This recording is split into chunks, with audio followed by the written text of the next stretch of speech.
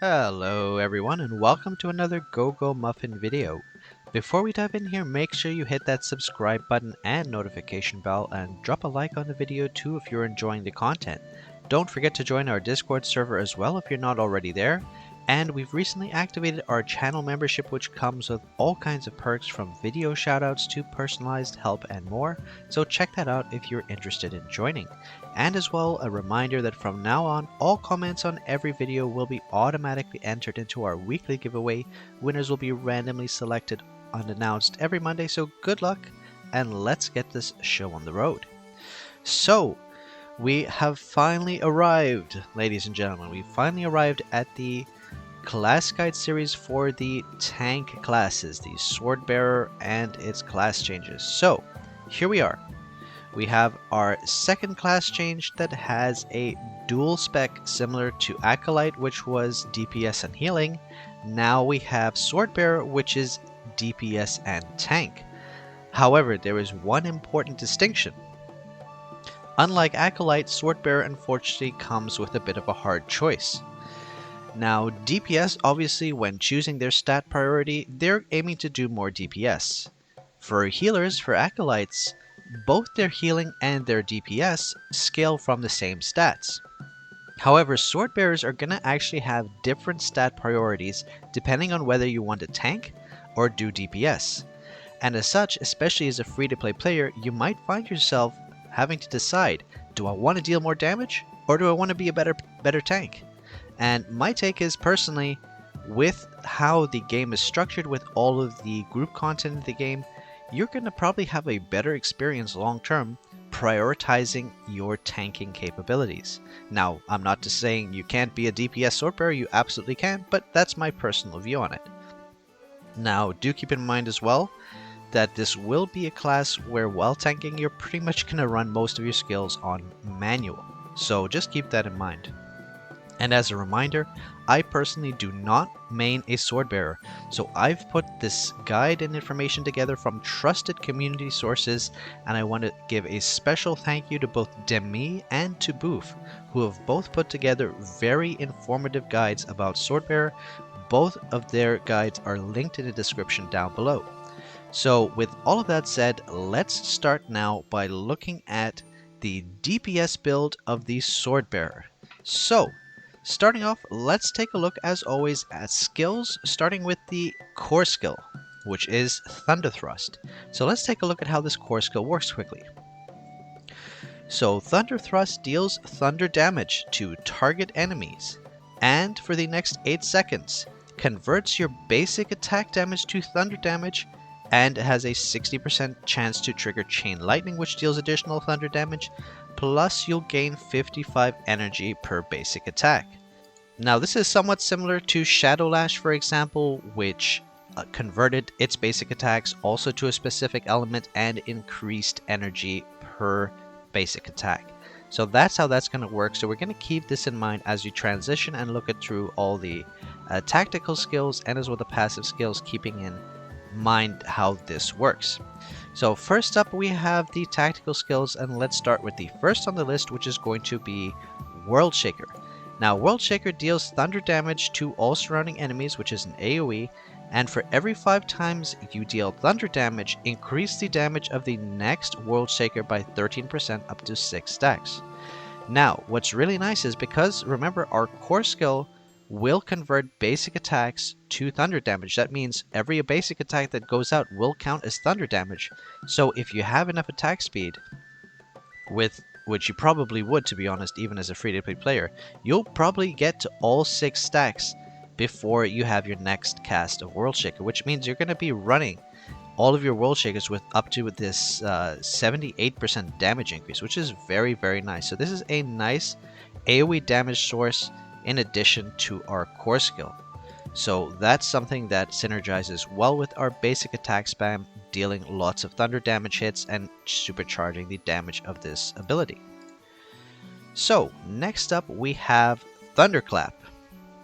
So Thunderclap calls down a thunderclap, dealing thunder damage to all enemies, so increasing all damage they take from you by 17% for 7 seconds, which is a nice damage increase. Anytime you have a skill that increases all damage. This translates to a very nice overall damage increase for you.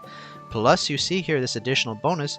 During this time, every core skill you cast can trigger an additional damage of Thunderclap. So this 690% attack to all enemies can trigger additional times for each core skill cast during this duration, which is very nice as well, especially since this DPS build is going to cater more towards haste and attack speed and more and faster core skill, energy regeneration, basic attacks going out, etc.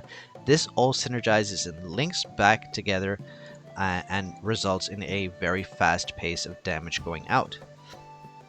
So finally, we have the third tactical skill, and you're actually going to have two choices here. The first choice is going to be Power of Thunder. Now, this is the skill that most people will run most of the time. And how this works is upon casting, increases your attack speed by 65% for 7 seconds and additionally increases your skill damage. So we've just established that basic attacks help supercharge this build a lot, and here we have a massive increase to attack speed, which means in turn a massive increase to basic attacks going out. So very, very obvious synergy with the build as we understand it. But if you are going into a single target fight, that would be a boss for example, you would instead actually run a different skill here called Mark of Vengeance. Upon casting, apply Mark of Vengeance to current target, increasing your skill damage dealt to the target by a large percentage for 9 seconds. Plus, each time you take damage for the duration, further increase the skill damage dealt to the target of the Mark of Vengeance by 3.5% up to 8 stacks, which is going to be like an extra 25, almost 30% here, which means this is going to be almost like 65% increased skill damage. Why do I say that? Because many bosses will have AoE chip damage going out to the party, so you're going to be taking multiple hits of damage. Even if you're in your DPS spec and not tanking, the amount of times you're taking damage in most boss fights will be often enough that you'll be getting these stacks during the duration to give you this additional damage increase. So that's why during a single target fight you would consider running Mark of Vengeance over Power of Thunder. But again, like all of these types of skill choices, you have to run it yourself and figure out which one actually deals more damage for you with your current stats setup. So it could be that one still does more damage than the other, and really you have to test and make sure that you have the optimal one put on your build. So that's all of the tactical skills for the Swordbearer and the core skill. Now let's take a look at the passive skills, now that we have a good understanding of how this core plus tactical synergy works, with loads of thunder element basic attacks going out, loads of core skills going out, triggering all the passive abilities of these tactical skills. Now let's take a look here, starting with Thunder's Might. So right away we have a perfect synergy for everything we've just described. Every 9 hits of thunder damage dealt will cause you to call down lightning, dealing thunder damage equals to a large percentage of attack to surrounding enemies. So here we have a very large damaging passive AoE that every 9 hits of thunder damage dealt will call down this lightning, which means this is going to go off all the time. All of your damage going out is thunder, all the basic attacks going out is thunder, so this is just going to be blasting away like crazy. And it is a very nice damage output as well, a big part of the damage of this build. So very nice synergy with this basic attack spamming build. Almost like a no-brainer. I don't really need to explain this. I mean, there you have it. This is going to be very, very nice. So next up, after Thunder's Might, we have Lightning Burst. Lightning Burst, after Thunder Thrust, which is our core skill, deals thunder damage. 60% of the damage is then bounced to nearby enemies, plus it increases all your thunder damage by a percentage. So if you go back and look at our core skill, it is in fact a single target skill, which means when you have this passive on, it's actually going to deal 60% of that single target damage to nearby enemies, which is going to convert it to essentially an AoE core skill, which is a very nice damage increase in AoE situations, especially for example waves of horror. So this is a nice DPS increase as well in AoE situations. Next up we have Berserker, which is a very, very interesting passive skill, and it is exactly as the name suggests. You're increasing all the damage you deal by a large percentage, 43%, but, and it's a big but, in exchange, you're increasing the damage you take by 30%, which obviously if we're in tank spec this would be awful, but in DPS spec, generally speaking, you're going to not be getting hit by enough abilities to make this additional damage taken a problem. Plus, since you are a tank in general, you would actually be a little more tanky even in your DPS spec than most other DPS would be. So this shouldn't pose too much of a problem, and all we can look at it as is very nice all damage increase by a large percentage, all damage which additionally affects basic attacks, whereas skill damage does not affect basic attacks, but all damage does. So that's the third passive skill, and then our fourth passive skill is going to be aggressive offense. So every 4 basic attack damage dealt increases skill damage by 7% for 7 seconds up to 5 stacks. Now with how often our build is dealing basic attack damage, you're basically going to have this at max stacks all the time, so you can essentially view this as a 35% skill damage increase at all times because of the frequency of which you'll be dealing basic attack damage. So another very nice damage increase and a nice passive skill that synergizes very well with this build. Then finally we have another situation similar to our tactical skills where you're going to have 2 different options to run with this passive. So the passive that's going to work for the vast majority of people is going to be Unstoppable Force. Every 2 casts of your core skill increase all damage by 25% for 10 seconds.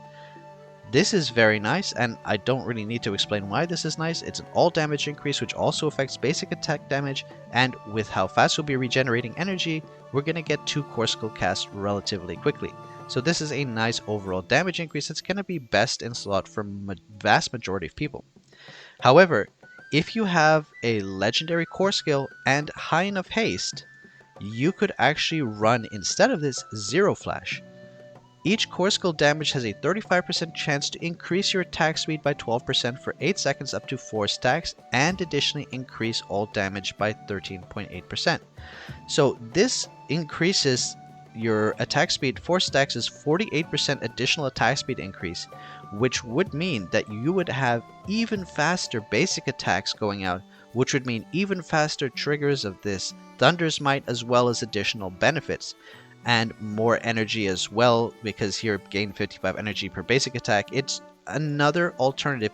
I would say primarily this might be for, spenders and whales, but if you run this, it is an interesting alternative to Unstoppable Force that could actually result in more DPS for you. Now again, when you have these alternate skills to try out, test them out for yourself, test them at your current stage of progression, and decide based on the results whether or not it's actually a DPS increase for you. So now that we've explained the full skill build loadout, hopefully you have a better understanding of how this class works. Now let's take a look at the DPS talents before we transition into the tank build. So for the DPS, you're going to be running your Glass Chain 0 talent disc, which is Thunder Thrust. And you're actually going to have 2 different talent loadouts. You're going to have one for single target, and you're going to have one for AoE. Now luckily, it's going to be very easy. For single target DPS, you're simply going to run full right side. Done. That's how it works. Full right side is single target. And let's take a quick look at what these talents are. So at the start of battle, reduce the energy cost of your core skill by 200 for 8 seconds. This means loads of core skills going out because it's going to be cheaper to cast them, which is a nice DPS increase at the start of the fight. Then we have 30 seconds after the start of the battle, increase core skill damage by 25% until the end of battle. Now we know this class is going to be spamming core skills like crazy, so this is going to be a nice damage increase from the core skill. Each time Chain Lightning is triggered, increase the next core skill damage by 8% up to 5 stacks. So Chain Lightning, if you remember, is part of the core skill. Whenever you use a basic attack, it has a percentage chance to trigger this Chain Lightning for additional damage dealt, which means the frequency of your basic attack should mean that you'll basically have this trigger to 5 stacks fast enough before each of your core skills goes out. So in perfect scenario, this is going to be basically 40% more core skill damage per cast. So a very nice increase as well. And finally, we're going to have Thunder Infusion. So reduce Thundermite's damage by 20% and restore 300 energy whenever Thundermite is triggered. So this is actually quite an interesting choice to go with, because what this basically does is it reduces the damage slightly of this passive skill, but every time it triggers, which is very often, as we've established, every 9 hits of thunder damage, which is a lot, you're going to be getting this additional increase of 300 energy, which is going to mean your core skills are going to be blasting out even faster than they already are. So that's a nice addition to this build, and basically enhances it even further. Now, the second talent disc you won't have your third talent disc unlocked in the base class, but your second talent disc that you'll be running will be Forging Foundation. I'll show that quickly. This is your increasing attack frequency talent disc. But then let's jump back to Thunder Thrust and let's look at the AoE loadout, which, when DPS was full right side, AoE is full left side. And let's take a look at these left side talents to understand why that is. So first off, we have Earthshaker Gathering. When casting World Shaker for the first time at the start of battle, gather all enemies to the surrounding area and increase thunder damage by 20%. Sorry, I fumbled that for a second. But anyway, this gathers up all enemies and increases your thunder damage dealt. So already we can see this is definitely an AoE focused ability right off the bat, and this can be quite useful in waves. At least the start of the start of battle, at the very first wave, you'll gather up all the enemies and deal more damage at the start of battle there. So then we have Thunder Possession. 30 seconds after the start of battle, increase thunder damage by 8% and thunder crit damage by 25% until the end of battle. So again, pretty straightforward. Now, rather than having what was a core skill focused right side here, we have more general thunder damage increase, which is nice for AoE situations. Then we have Thunderous Strike. After triggering Thunder's Might, which is the first passive skill we've gone over multiple times, increase all damage by 10% for 3 seconds, so another nice damage increase here. And finally, Shaker Enhancement. After casting World Shaker, which is our tactical skill, increase all damage by 15% for 8 seconds. So as you can see here, this full left side is more focused on all damage increase as opposed to more core damage increase on the right hand side, which is better for single target.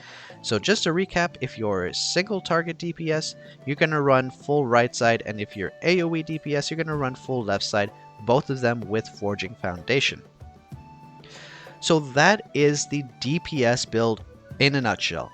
Now let's transition over to the tank loadout, the tank build, and understand how your tanking should work, and as well what your best tanking abilities would be, and even how you should use them against certain boss mechanics. So, time to talk about tanking. Let's first start by taking a look at the skills we have on offer now. The core skill I don't really have to go over again because honestly it doesn't offer much in the way of tanking boosts.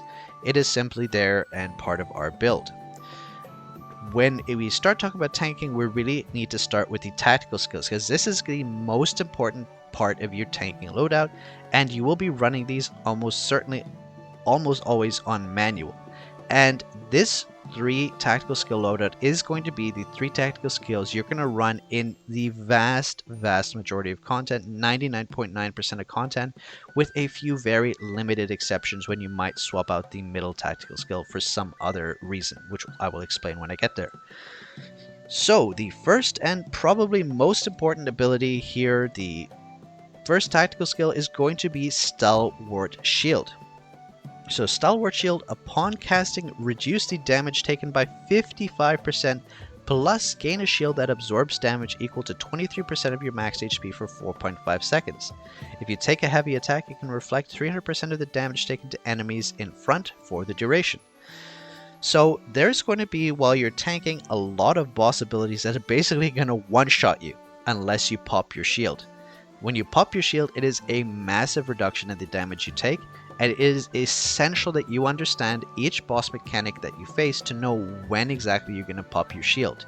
So this is like pretty much the bread and butter of your tanking tactical skills, and there is almost no situation where you won't have this on your skill bar. You need it.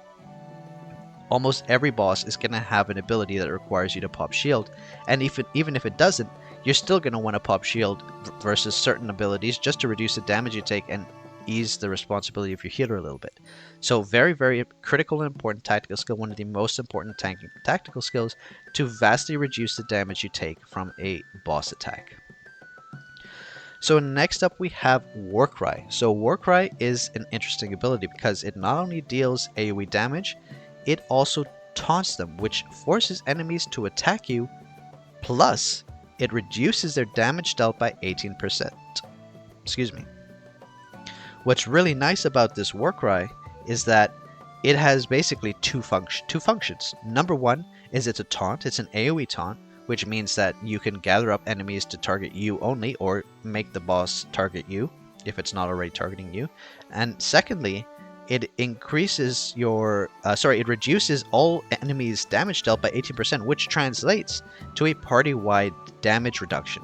So there are going to be cases where you're going to use taunt to gather up enemies in an AoE situation, and there are going to be situations where you use taunt in order to mitigate party-wide AoE damage that's going out from a boss ability. So it's very important that you understand Warcry and know it's not just a taunt, it's also a party-wide damage reduction that you're going to have to use in certain situations in order to prevent your party from being wiped by certain boss abilities if the healer, for example, doesn't have barrier available or doesn't have a big heal available. So last but not least, we have our Banner of Courage tactical skill. Upon casting, summon a battle banner that increases your defense by 25% and all allies' defense by 27.6% for 22 seconds. So Banner is another very important party-wide defensive ability that you will be using, and this can very much increase the survivability of even somewhat weaker teams. Like if you go into content where you're a bit below the required power but you're running Banner, it can sometimes reduce the damage the party takes enough that you can actually push towards a clear.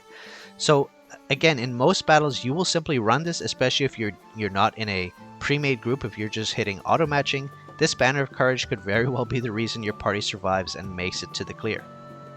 So you're pretty much going to run this all the time, if I'm being honest, especially with the harder fights like Trials and Echoes of War, for example. This party-wide damage reduction is going to be essential.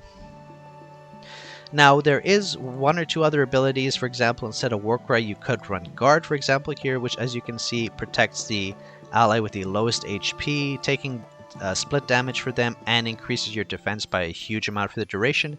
But I'll be honest, the times that you would actually run Guard over Warcry are so limited that it's almost not worth discussing, but I just mention it just so you're aware that that tactical skill exists, and in the very few instances where you may benefit from running that over Warcry, you can know it's there. Now, one ability I will not talk about is the Swordbearer Interrupt, which is Halt. The reason I don't want to talk about Halt is very simple. Don't make your tanks interrupt. Interrupt is a DPS responsibility. Your tank should be focused on tanking and reducing the damage your party takes. If you tell your tank to interrupt, you're basically ruining the chances that your party has of having a smooth clear of the fight that you're on. And with literally 0.001% of the time, there might be a case where you might justify the tank running the interrupt. And I've seen people try to argue against this and disagree with this, but no. Let your DPS run your interrupts. Let your tank tank.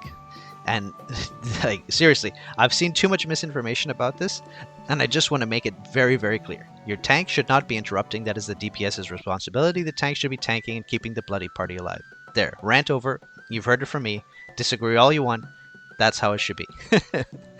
So before I transition into passive skills, I just want to show something very important. If you're ever confused and wondering how exactly you should know what boss abilities you need to run certain of your tactical skills against, the easiest way to tell, like let's click on a random trial here. When you click on Monster Details, you will actually see here a list of all the abilities that this boss has. And all these blue text here is going to give you advice about what ability you should use in order to counteract this ability. So for Static Shield, it's suggesting to use Taunt. So whenever Static Field comes, you would use Warcry to reduce the damage dealt to the party. Here we have Eagle's Lightning, which requires a damage resist. This would mean when you see this damage resist, you'd probably pop Shield for this ability. And so on and so forth. So group damage resist as well here. This would either be a healer barrier Or if the healer doesn't have barrier up, you might try to combine your war cry with your banner, for example. So this is how you should approach before you're not 100% sure in the boss's mechanics.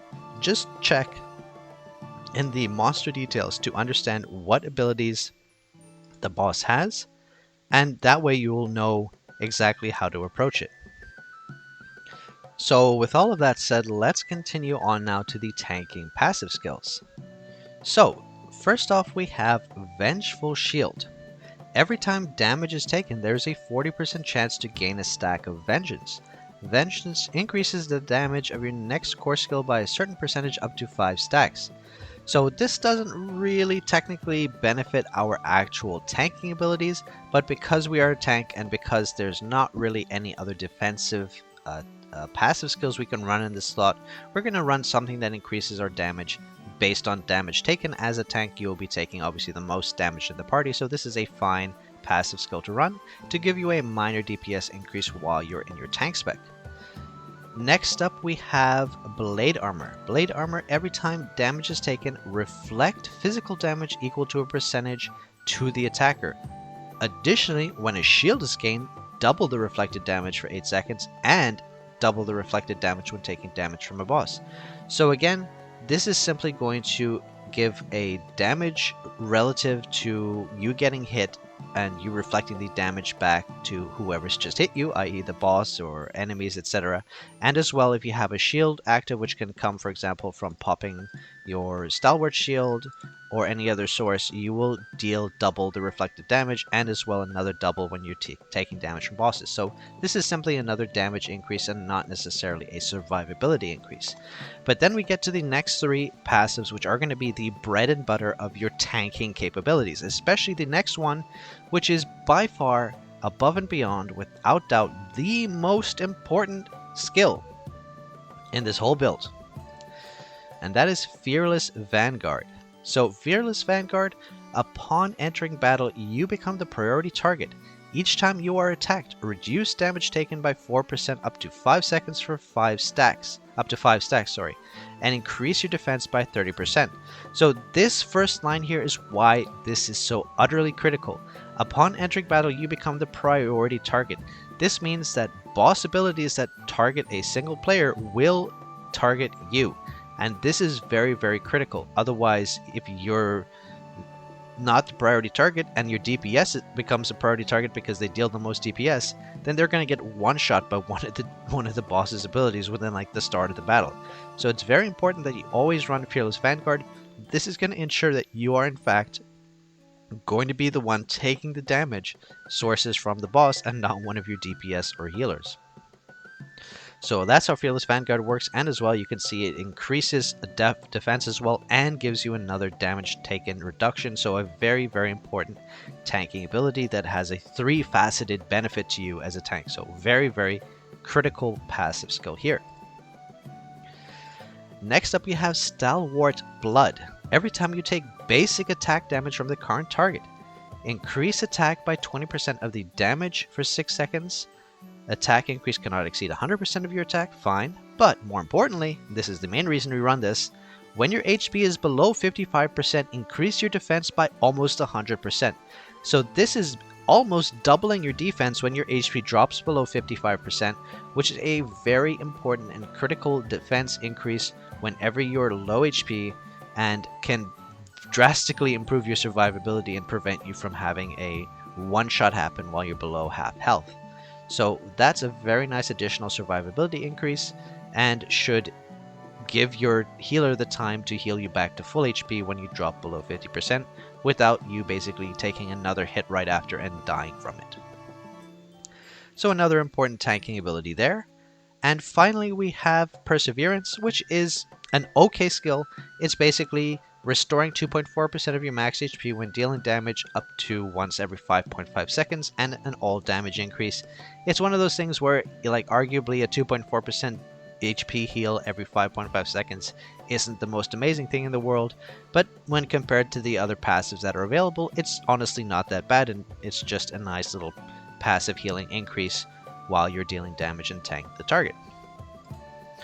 So that is everything with regards to tanking skills, and now when it comes to tanking talents, unfortunately, there are in fact no tank talents inside the Thunder Thrust talent disc. It is all DPS related, so this is a little bit of a flex slot. You can kind of pick and choose whatever you want. If you're going into tank waves of horror, you might run your AoE build here. If you're going to tank a boss, you might run your single target here. It's pretty much up to you. But for your second talent disc, you are going to be running Unwavering Bulwark, which, as you can see here, is not only a defense increase, but it additionally gives you some additional damage reduction for enemies on the field, and so on and so forth as well here. Every 10 seconds you gain a shield that can absorb damage equal to 8% of max HP, which is also going to synergize with our damage reflect. So overall, Unwavering Bulwark is actually more important for your talents than your Thunder Thrust. So you would actually probably level Unwavering Bulwark as far as you can, and then go back and throw a few points in Thunder Thrust, because that'll be actually the more important talent for you as a tank. Now, with all of that explained, now we can transition into stats. Now, like I kind of hinted at the beginning of the video, I somewhat disagree with many of the approaches people suggest to stats, and that is to go for this middle ground of, well, a little bit of focus on tanking stats and a little bit of focus on DPS stats, and so you end up in the situation where, as content's going to get harder and harder, you're going to run into defensive stat checks as a tank, especially in trials, where these halfway in between stat builds are just not going to be tanky enough to survive that content. So personally, I would suggest you approach things from the perspective of, hey, do I want to focus on being a better tank, or do I want to be a better DPS? Because this whole idea of going half-half is just going to make you either a mediocre tank and a mediocre DPS, which doesn't really benefit. And if you think about it, what are people going to say? Do I want to bring a really good tank or a mediocre tank? And on the flip side, do you want to bring in a mediocre DPS or a good DPS? So it's really up to you what you want to focus on. And, you know, ultimately, I think that because of this fact that you're going to have this offensive stats in your DPS set not contributing to your survivability, you're going to have to make that decision somewhat. So with that said, one thing I will say though about tank is you are going to have a little more flexibility when recasting certain gear pieces. For example, your greaves, your necklace here, and your helm, for example, because these pieces will give you a mix of offensive and defensive stats. Because both are actually useful to tanks, you have a little more flexibility with those pieces and can justify, you know, getting mixed offense-defense pieces without losing out too much on that. So you could get crit, endurance, evasion, and actually that's pretty good to equip for you. You could get HP, defense, determination, and that's pretty good for you. I say determination, this doesn't count for SWORDBEARER because you can't roll determination on your pre-class change 1 gear. On your energy gear, you can't run determination. So, with all that said, how should you really be approaching your gearing? So, from my perspective, the way you should approach this is, if you want to focus DPS, you should get your accuracy to around 100%, and then balance your crit and determination as you would for other DPS, but you should probably aim for a higher amount of crit and determination than you would if you're focusing on tank, whatever that may be, whether it's 25%, 30%, whatever target you can aim for without sacrificing the rest of your attacking stats. After that, then you would also then focus on your haste. As we've established, the offensive abilities in this build are centered around haste and increasing your attack speed, which means that additional haste will increase the rate of which you cast your basic attacks and your active skills as well. So after you get your crit determination balance, your accuracy to 100%, and then a good amount of haste, I'd say ideally, I don't know what the amount you would aim for is, maybe over 20% or more. Then you can also try in the few sources you can to get maybe a little mastery, maybe some crit damage if you can from your main attacking slots, and that's how you would approach your DPS focused SWORDBEARER. Now if you want to focus more on tanking, Then you would also approach it to try to get around 100% accuracy, though it is less critical, I would still aim for it. And then you would also balance your crit determination, but to a lower investment level than DPS. So instead of going up to maybe 30%, you might just stick to 20%, 20%, and not worry about over-investing into crit determination. Determination, for those who don't know, primarily comes from your pet moves, your Melomon moves in pre-class change in Swordbearer, because you cannot recast to determination. After that, you would then go for block up to between about 35 to 40%, or say 30 to 40% block is a very nice and important defensive stat. And then following that, you would go for endurance is good, followed by probably HP, evasion, defense, tenacity. All these defensive abilities are good. And the more defensive abilities you have as a tank, the easier time you're going to have staying alive and keeping your party alive and letting your healer heal you enough that the healer also has the ability to heal the rest of the party from taking any AoE damage sources and chip damage as well. So the less damage you as a tank take, the more capability your healer has to heal the DPS when they need healing. So it is not just about your damage and healing, the damage you take and the healing you take, you taking less damage additionally frees up more healing that can keep the rest of the party alive. So it really all comes together, and personally this is my take on stats. You might disagree, some people might disagree and say, well, let's just run one sort of hybrid stats loadout for both DPS and tanking, but for me I would focus on your tanking skills if you want to tank more, and really, you know, accuracy, crit determination to a lower level, and then get a bunch of block, then some endurance, evasion, things, and then after you get a good amount of defensive stats, if you have extra capability for it, then you can maybe get a little more haste, then maybe a little mastery, etc. But you really want to focus on your defensive stats if you're focusing on tank, because it makes a big difference. So, with stats explained, let's transition now to Melomon. Now, for Melomon in your DPS loadout, like the rest of the DPS in the game, you are going to be running your trusted Demon Hound as your main DPS Melomon. That just goes without saying at this point. By now, you should be used to me talking about Demon Hound like it's the best thing since cheese, and yeah, it's that good. So, DPS, you're going to run Demon Hound, and for your special skills, you'll run Echo and Your Turn, but you might consider swapping one of those out to a stacking Melomon special skill, for example, like Arcane Resonance, or Book of Answers if you're in a very long fight, like a Waves of Horror, for example, before you progress to the point that you're killing it rather quickly. But more often than not, you are going to run Your Turn plus Echo. Now, when it comes to tanking, you're actually going to run Blade Hound. The reason you would run Blade Hound is because it increases all damage, yes, but it also reduces damage taken by 15%, and it is one of the only defensive-focused Melomon awakening skills. So you would run Blade Hound in your main slot as a tank. And as far as the special skills, unfortunately, there aren't any great defensive legendary special skills.